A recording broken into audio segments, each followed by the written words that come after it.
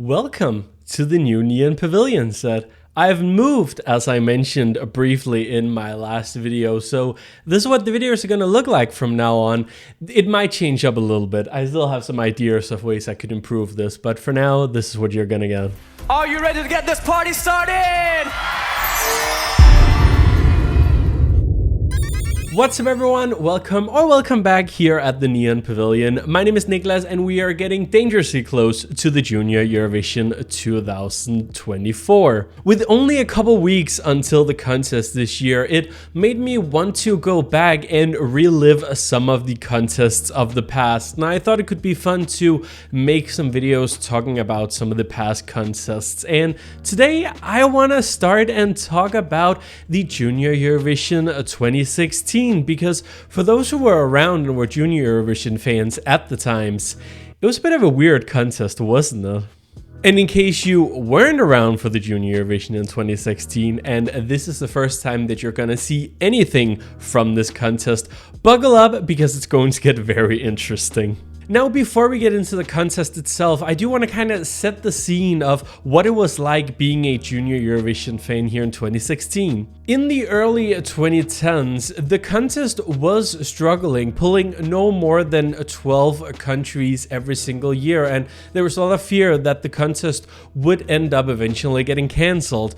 But when Malta won in 2013, they really set out to do something different and really take Junior Eurovision back to its prime. So they really put a lot of thought into making a grand show in 2014 that felt a lot like a proper Eurovision contest. In fact, both Malta and the Maltese broadcasters, they really fell in love with Junior Eurovision at this time, it feels like, and they were gearing up to become a powerhouse of sorts for Junior Eurovision. This of course also meant that in 2015 the country managed to win again, which means that in 2016 we were once again going back to Malta. Producing something as big as this for the second time in such a short amount of time is not easy for any broadcaster, especially not for a small one like PBS of Malta, but they really did what they could to make a great show in 2016. And in fact, we were about to get a lot more changes to the contest than any one of us would have imagined when we finished the show in 2015.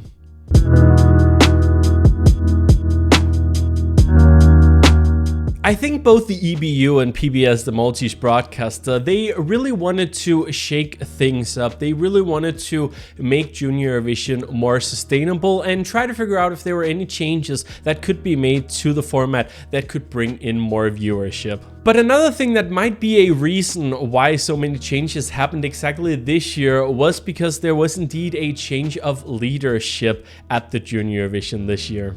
In 2013, just a couple years prior, Junior Eurovision got its own executive supervisor. For a few years, it was a little bit unclear who was actually running Junior Eurovision inside of the EBU, but in 2013, it got its own team and its own executive supervisor. Vladislav Yakovlev from the Russian broadcaster, who had previously worked on shows such as Eurovision in Moscow, and who was also the supervisor for Eurovision Young Dancers and Eurovision Young Musicians, was chosen as the new supervisor. But this job was not something that he had for a long time, because at the end of 2015 in December it was announced that Vladislav was let go from his positions at the EBU. The EBU themselves said that it was due to restructuring inside of the broadcaster, but Vladislav himself had a different story to tell.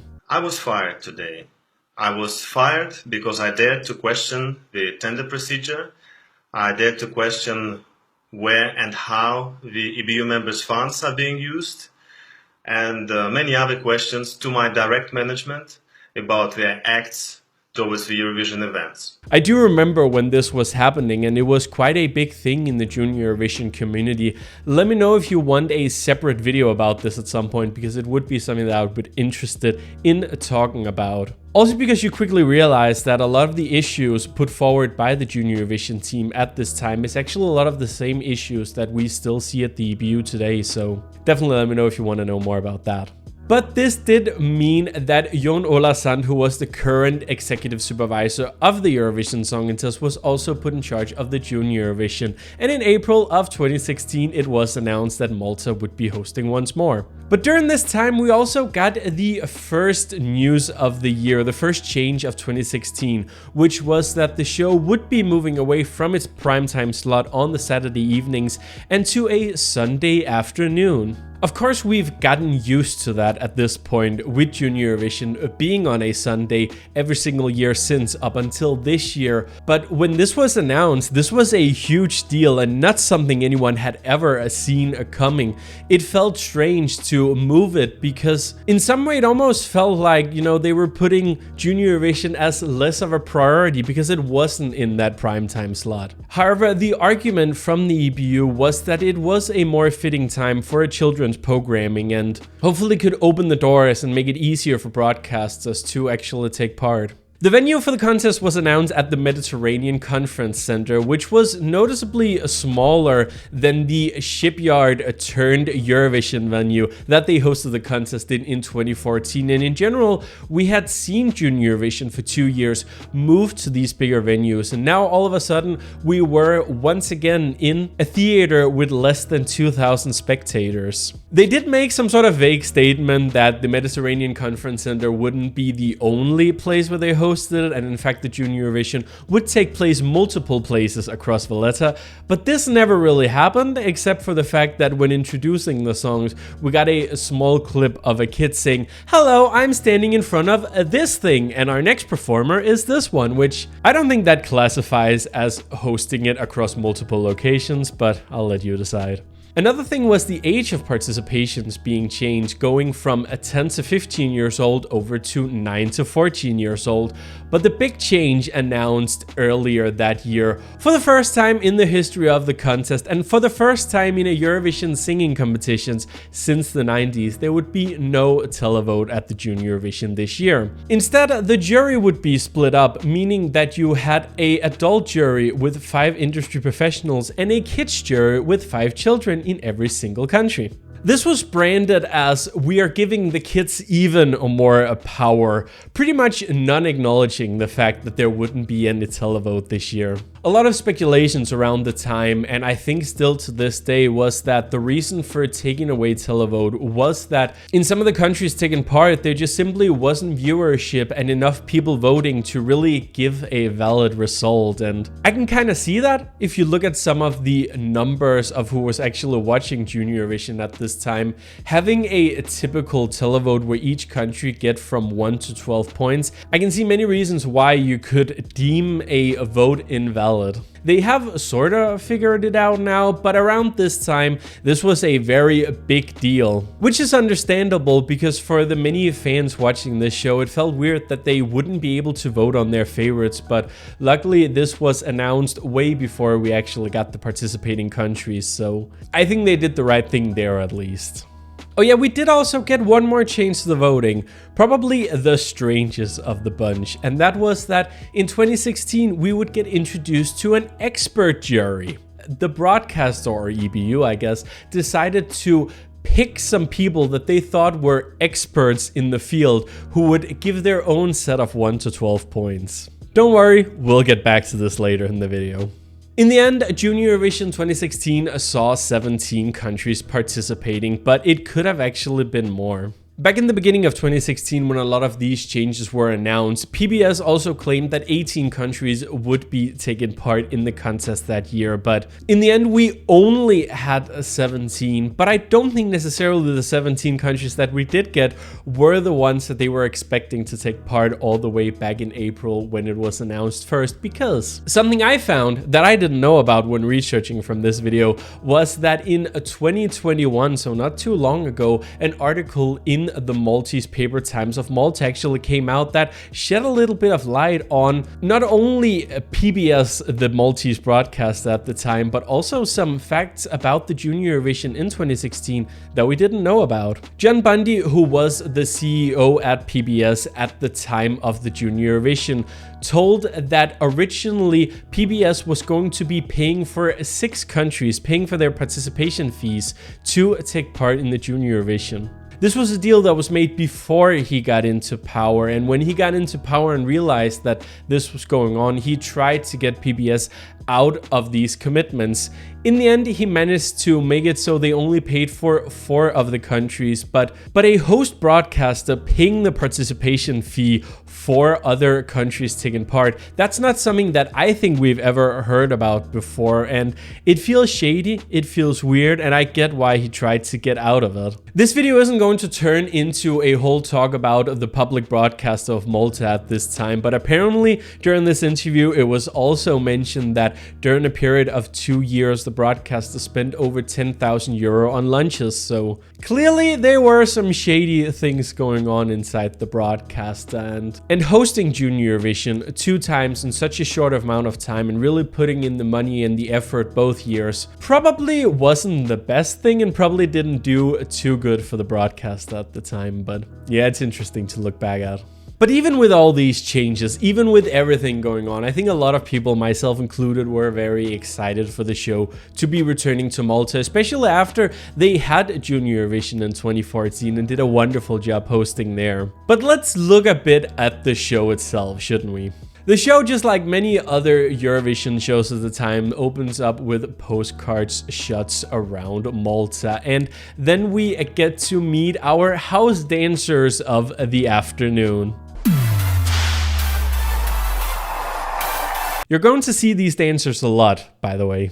Also, for some reason that I've never understood, a lot of these dancers, they were adult dancers. It wasn't kids on stage, it was very clearly adults, and in general, it is a bit of a theme that you see this year also when you look at the postcards. A lot of adults, probably more adults than children, are featured in the postcards of this year, and like I said, we have these adult dancers as well. Why? In a show focused on kids, why are we seeing so many adults on this stage? It just feels weird and it feels out of place, and surely they could have found some kid dancers or at least some younger dancers to actually be on the stage. But luckily this is not something we see that often anymore in Junior Eurovision, so. We then get introduced to our hosts of the afternoon, Maltese TV personalities Ben Camille and Valerie Vella. And you should know 2 things about these hosts. The fact that they have 0 chemistry together, and they also sound like they were given the script just a few hours before the show. The first time I heard it, I couldn't stop singing to it, and I really can't sing to save my life. I'm sure that right now all the juries from... We then get a bit of an introduction to the many changes this year. Once again, not mentioning ones that we don't have televote, instead focusing on the fact that the kids are given even more power this year, which I don't know. And then we get introduced to our expert panel of the evening. We have Mads Grimstad, who is from Universal Music, and I think the only reason he's there is because he's one of the people in charge of making the official CD every year, I think. We have from Ireland Jedward, and then of course... Eurovision legend, Christian Bjorkman. Because of course he's there. Why wouldn't he?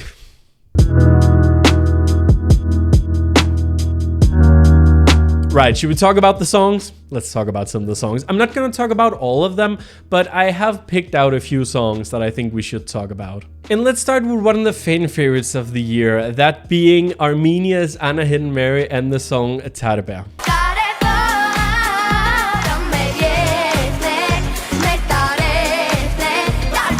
I remember this being one of the big favorites going into the contest this year, and you can tell why. This was only the 2nd year actually that Armenia had gone internal. They used to do a national final all the way back when they started participating in the Junior Eurovision back in 2007. So at this point we were still kind of developing the Armenian sound, but when you listen to this song, you can very clearly see some of the same things that they are known for in Junior Eurovision today actually. And honestly, I still think this song sounds new and fresh, and I think if they took this song, did a little bit of changes to it and sent it into Junior Eurovision this year, it wouldn't feel out of place at all. Like I said, it has that kind of the same sort of sound that we've heard, for example, like Cosmic Friend this year. So I think they were well ahead of their time with this song, and it felt very different. It really stood out from the rest of the songs that we had in Junior Eurovision at the time. And Armenia has really always been a junior Eurovision powerhouse. They didn't get much credit for it back in the days, I feel like. They certainly do now, but they have really just delivered year after year. And we even got a fun little costume change towards the end of the performance, so that's always fun. The song was pretty close to winning and could have brought us to Yerevan once more, and I think had there been a televoting in 2016, maybe it would have won. Right, the next one I want to talk about, that is Italy with their entry Cara Mama.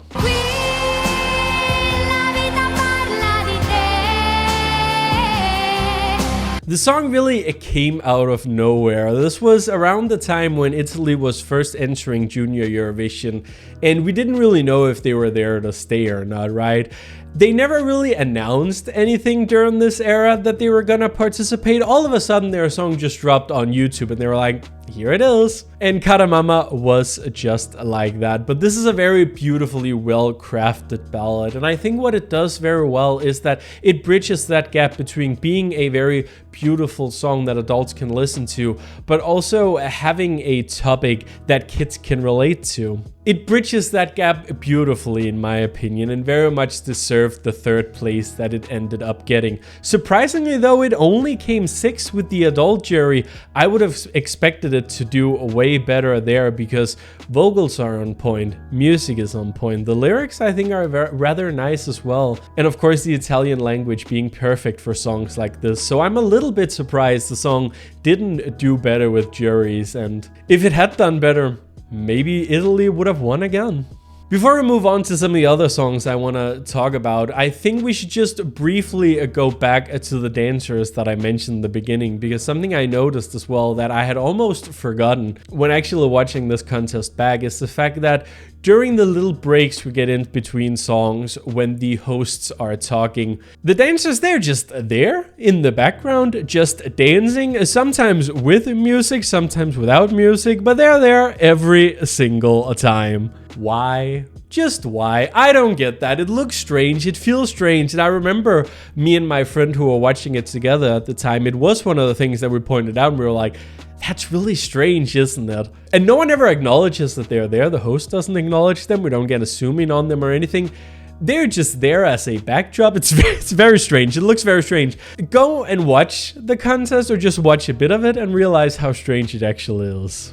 But let's instead move on to another of the fan favorites of the year, which was Russia with the Water of Life project and the song Water of Life. We are the water of life. No, don't you leave us behind. This song, while it was a big favorite that year, the song was actually much different when it was originally picked for the contest. Originally, Sofia Fiskova, who is the main singer in the Water of Life project, she actually won the national final on her own, with the song having its original Russian title, Sivaya Voda. But randomly, a couple months after she had won the national final, all of a sudden it was announced that she would now be in a group. The broadcaster announced that Sofia would now be joined by the twins Christina and Madonna Abramova, as well as the singer Alexandra Abemetseva. It was a surprise to a lot of people, especially because Russia didn't usually do that big of revamps for their Junior Eurovision songs.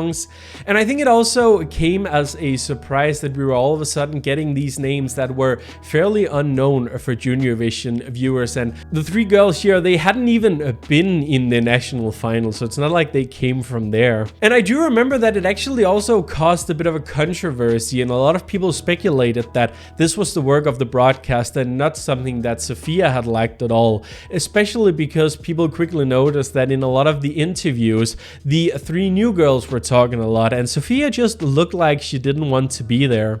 There was never really an end or confirmation to this story. They went on, they did Junior Eurovision, and according to the broadcaster themselves, it was Sofia's own idea to bring the three girls in, so who really knows? But I still think this is one of Russia's best entries into the Junior Eurovision. I really love this, and even though some of the visuals that they tried doing on stage didn't really work, I still think this is a fantastic song, and I think the girls sounded very well together. I know there's a lot of people who very much still prefer the original version, but I like the revamp. And once again, like I said with Armenia, had a televoting been in place this year, Russia could have very well challenged for the victory. Next, let's go to home country favorite Christina Magrin and the song Parachute.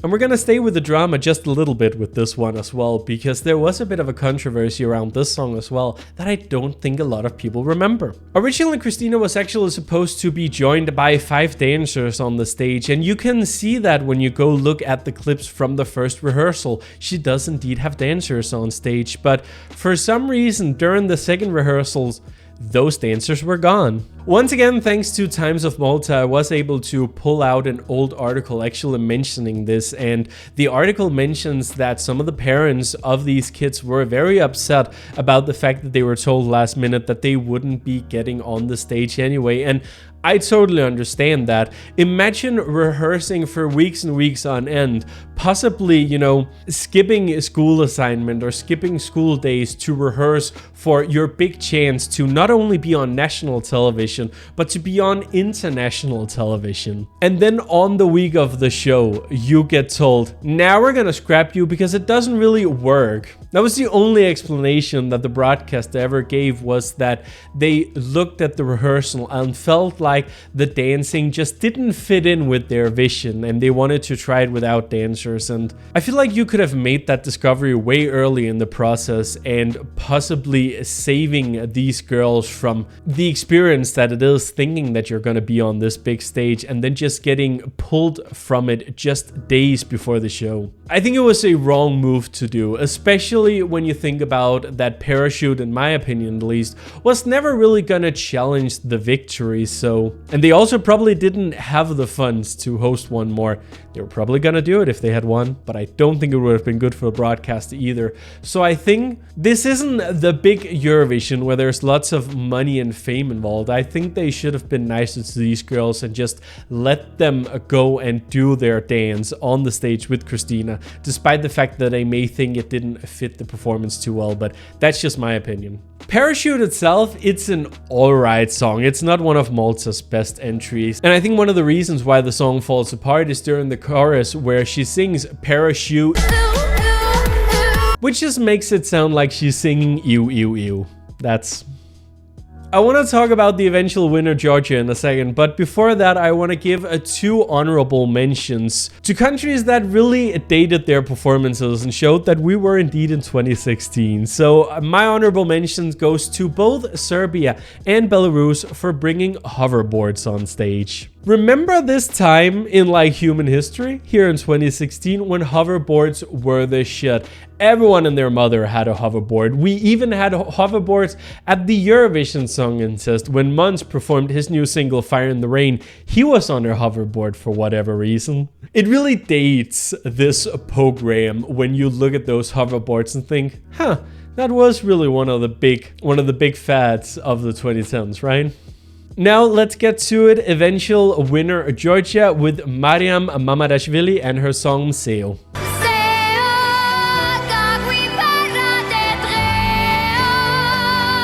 No one, and I mean no one, expected this song to do well. I remember being in the Junior Eurovision fandom at the time and seeing, you know, people's top 17.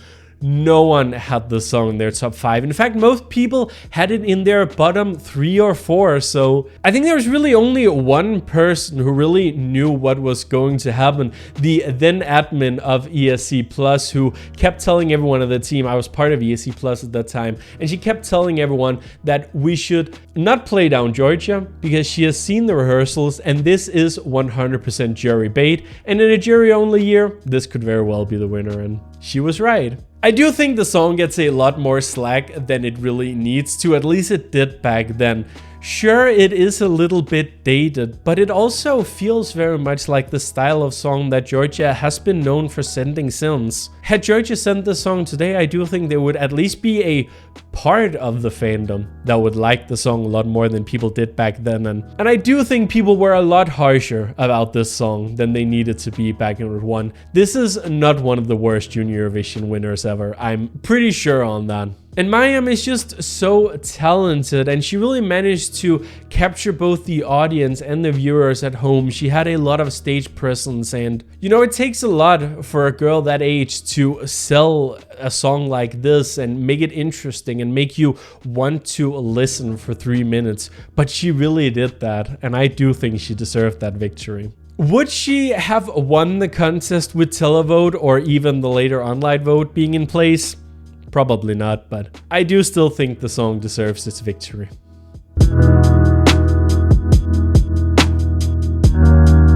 Intervals are of course a huge part of Eurovision shows, and both while we waited for the results and during some of the performances, we got to see some intervals that felt a little bit random, once again adding to the little bit of a strangeness that this contest just has around it. First off, we had the host of the show in 2015 and later the representative for Bulgaria at Eurovision in Stockholm, Polly Genova, performing her entry If Love Was a Crime.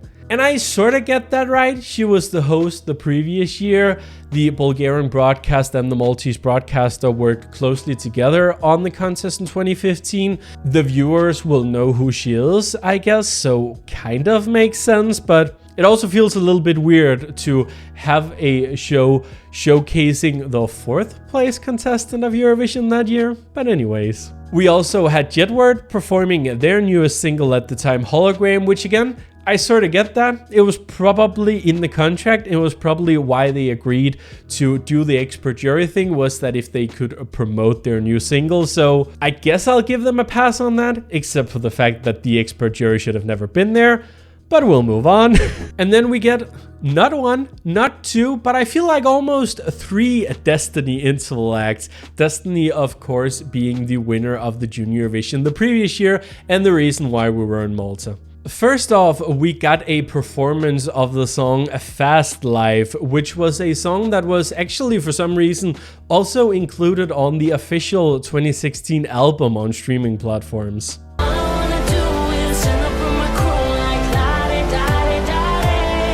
This was being promoted as Destiny's new single, but in fact there actually exists 3 different versions of this song out there.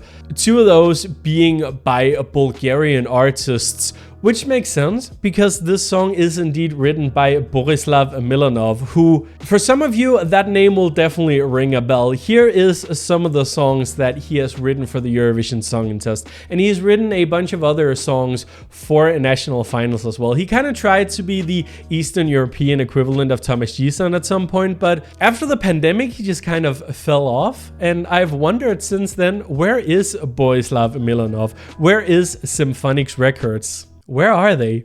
Where did he go?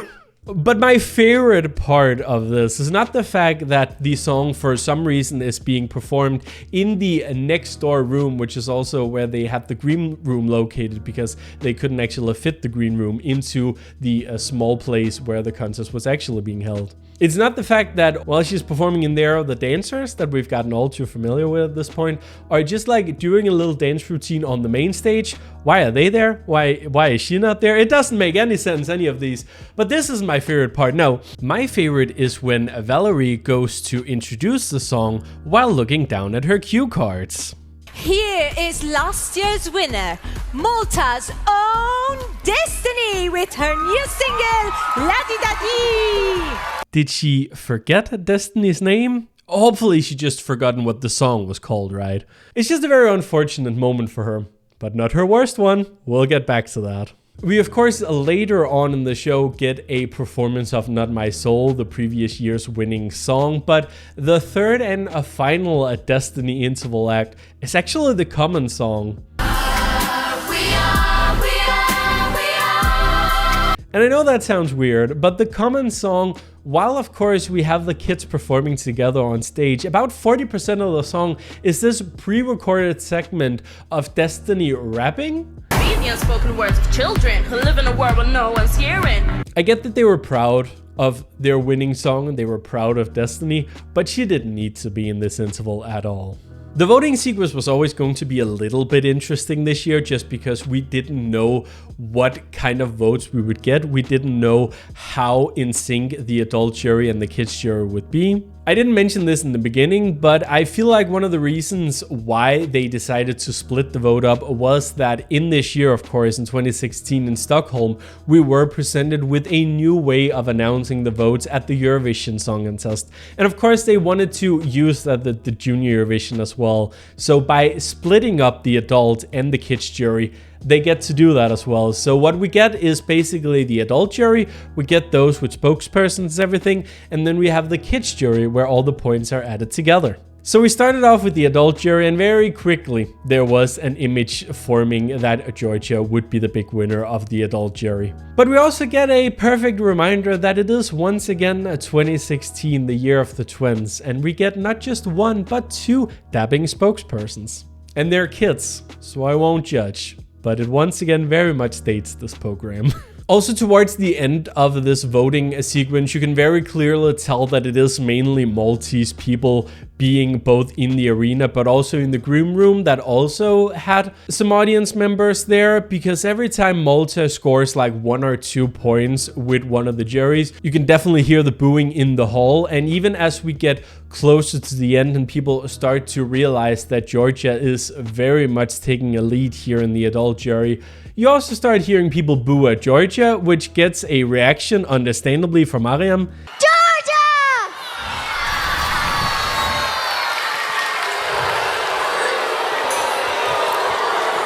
I think she handles this very well and with a smile, but seriously, booing in a kids contest? Please don't do that. It doesn't sound like it's kids booing, it very much sounds like it's the adults of the hall booing. Don't do that. Seriously, don't do that.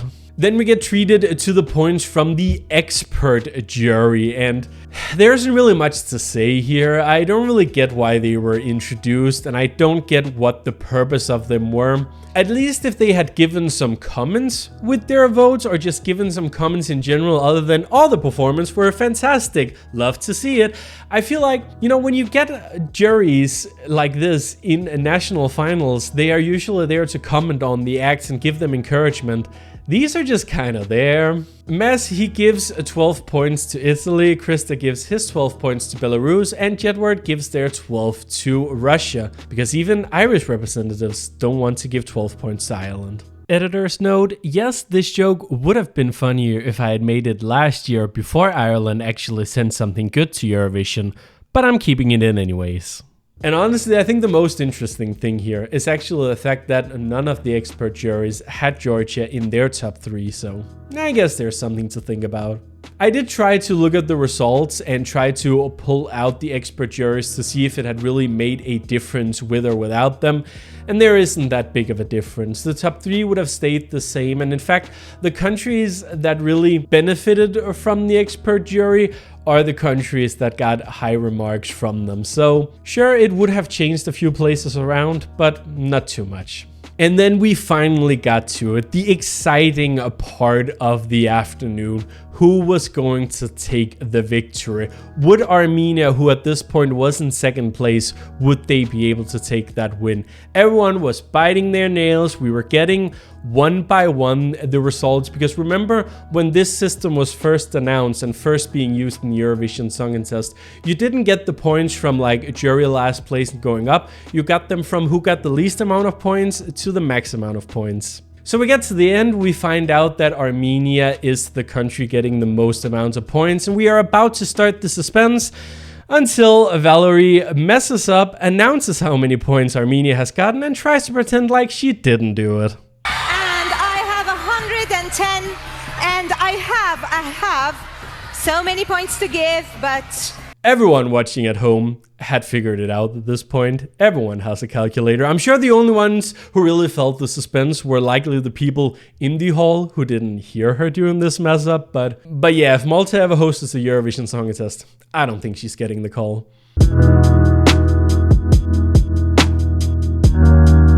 But in the end, Armenia get their already announced 110 points, finishing in second place. Italy takes third and Georgia takes first place. And I've already said it, I honestly think the song deserved it. In fact, I think it is a very nice top 3 this year. 3 fantastic songs. And to this day, one of my favorite moments of this very strange year is definitely the winner's performance, where Mariam is pretty much unable to sing her song because she is so excited. So the rest of the kids help her.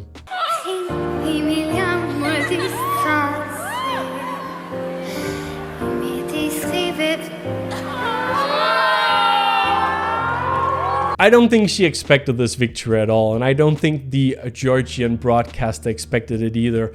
I don't think kids look at the top 17s that people are doing online, at least I hope they don't, but I imagine that the broadcaster and the delegations do have sort of an idea, even in Junior Eurovision, of who are the favorites and who are the non-favorites of the public. I could imagine that they had prepared Mariam for getting a bad result, so going all the way and winning the contest, I don't think she expected that at all. But it is a really wholesome moment seeing all the other participants band together and help her. I really love this part, and it really shows what Junior Eurovision is all about. I love that the contest, pretty much ever since the beginning, have always had all the participating kids come on stage for the final performance and celebrate together, because while of course there is that competition element in it and everyone wants to win, I still feel like with children you can very much more feel like that these are their friends and they want their friends to do well, and they're happy for their friends going on winning the contest. You see it sometimes in Eurovision as well, you definitely do, but I feel like you see it more in Junior Eurovision. But that was a little look back at 2016. Honestly, a very strange year for Junior Eurovision. It feels like a bit of a gap year where they were just throwing everything at the wall and seeing what sticks while trying to figure out Junior Eurovision moving forward, what should it be? Because there is no doubt that while the show was growing a little bit around this time, like I mentioned in the beginning, the viewership was still pretty low, and I think they had to at this point explore the possibilities of what Junior Eurovision could be in the future. Most of the changes that we saw in 2016 were just never seen again. The expert jury we thankfully never got, and we've gotten back to having a adult and kids jury combined. Obviously then the year later we got introduced to the online voting, which they might have wanted to do already in 2016 but just weren't able to implement it yet. And the online voting and the fact that you can vote for yourself has, for better or for worse, really helped the contest to grow, and it's expanded the contest into new markets that might have had an interest in Junior Eurovision. In fact, we know that some of these countries like Germany and France definitely had an interest in Junior Eurovision for many years, but it felt like the online vote and the more modern take on the contest that we see today, that was what the contest needed for these countries to take part. And obviously the countries like France and Poland, these are some of the countries that in recent years have really brought the viewership for Junior Eurovision up. And like I said, for better or for worse, I do think the changes that we've seen since have been for the better. The people who have only discovered Junior Eurovision recently weren't around for this, but being a Junior Eurovision fan in the late 2000s, early 2010s wasn't always the easiest. I've already kind of touched upon it. It really was a case where you felt like every single year you didn't know if Junior Eurovision would be returning the year after. So it's nice to see that the contest is in a much better place now, and I do think we kind of needed 2016 to happen for things to change and for the contest to move forward. That was a little retrospective on the Junior Eurovision and something different that I've wanted to try for a while. Thank you so much for watching. Leave a like if you enjoyed, subscribe for more Neon Pavilion content, and then I'll hopefully see you guys very soon. Take care. But now it's time to love you and leave you, so I'd seriously like to know what went wrong when writing that script.